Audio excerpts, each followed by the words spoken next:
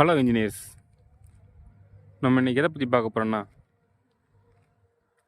Solar and electrical ஃபீல்டில் electrical substations, power substations அதில் use பண்ணுற லைட்டிங் அரெஸ்டர் எல்ஏ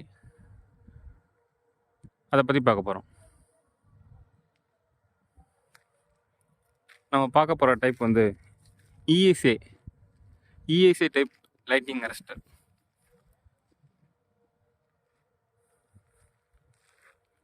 லைட்னிங் அரெஸ்டரை ஃபஸ்ட்டு ஸ்டாண்ட் பண்ணேன். ஒவ்வொரு லைட்னிங் டைப்பை பொறுத்து நம்ம காங்கிரீட் யூஸ் பண்ணி காங்கிரீட் போட்டு ஸ்டாண்ட் பண்ணுறோம். இதில் வந்து அவங்க ஃபுட்டிங்க்கு தனியாக கொடுத்துருக்காங்க காங்கிரீட் போடுறதுக்கு. ஒரு சில இதில் ஜேவு கணக்காக போட்டு நம்ம கீழே காங்கிரீட் போட்டு ஸ்டாண்ட் பண்ணுற மாதிரி இருக்கும். சரிங்களா? இது ஃபுட்டிங் தனியாக காங்கிரீட்டு, அதுக்கடுத்து நம்ம பைப்பு ஸ்பைக்கிங் ஹெட்டை மாட்டுறதுக்கான பைப்பு, எக்ஸ்டெண்டட் பைப் மாதிரி. இது நம்ம ஸ்பைக்கிங் லைட்னிங் கவுண்டர். நம்ம எத்தனை லைட்னிங் இதில் பாஸ் ஆகுதுங்கிறத இது மூலமாக நம்ம பார்த்துக்கலாம்.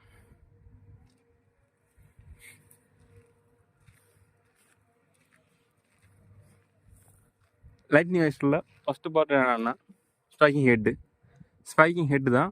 ஸ்பைக்கிங் ஹெட்டில் ஸ்பைக்கிங் ராட் இருக்கும். ஸ்பைக்கிங் ராட் வந்து ஷார்ப் எட்ஜாக இருக்கும். அதுதான் நம்ம லைட்னிங்கை வந்து அட்ராக்ட் பண்ணுது, மேலே உள்ள டாப்பில் உள்ள எட்ஜ். சரிங்களா? இது வந்து நம்ம லைட்னிங் அரெஸ்டரை காங்கிரீட் போட்டு நம்ம ஸ்டே பண்ணுறோம். இது 3 சைடு ட்ரையாங்கிள் ஷேப்பில்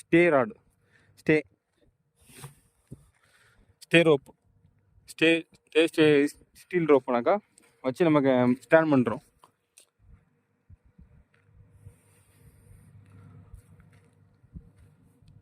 இதில் நம்ம ஸ்பைக்கிங் ஹெட்லேருந்து அங்கே நம்ம அதில் லைட்னிங்கை கண்டக்ட் பண்ணுறதுக்காண்டி இதில் நம்ம single core 70 square copper cable use பண்ணியிருக்கோம். அது கவுண்டர் வழியாக பாஸ் ஆகி உங்களுக்கு அப்படியே 2 இண்டிவிஜுவல் எடுத்துப்பட்டு, ஒரு லைட்னிங் அரெஸ்டருக்கு 2 இண்டிவிஜுவல் எடுத்துப்பட்டு கொடுத்துருக்கோம். இது வந்து ரெண்டுமே லூப்பில் இருக்கும். ஒரு லைட்னிங் அரெஸ்டர் வந்து 2 எடுத்துப்பட்டுமே லூப்பில் இருக்கும்.